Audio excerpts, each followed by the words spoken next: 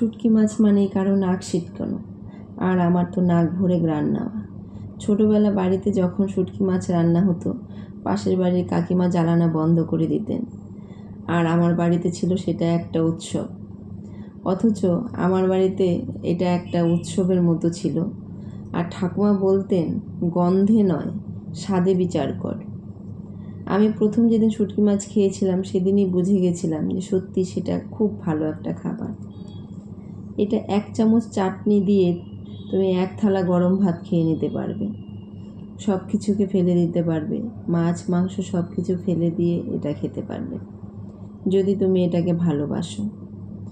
শুধু ছোটোবেলায় 1 চামচ চাটনি আর গরম ভাত আমার ছিল সেই খাবার।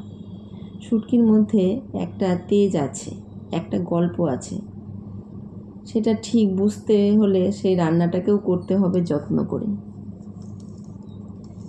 আমি আজকে বানাবো শুটকি মাছ, আর সেটা আমি দারুণ করে বানাবো, সেটা দিয়ে যেন সমস্ত ভাত খাওয়া যায়।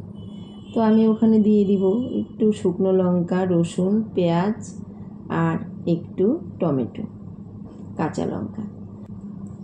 এই চাটনি খেলে কেউ কেউ বলবে 1 চামচ দাও তো, আর কেউ বলবে এটা আবার কবে হবে।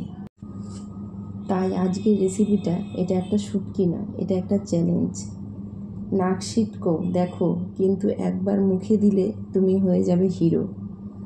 চলো তাহলে শুটকির স্বাদে গড়ে তুলি একটা অন্যরকম বিকেল। আমার ভিডিওটি যদি ভালো লেগে থাকে please like, comment and subscribe করে দিবে। পাশে থেকো বন্ধুরা।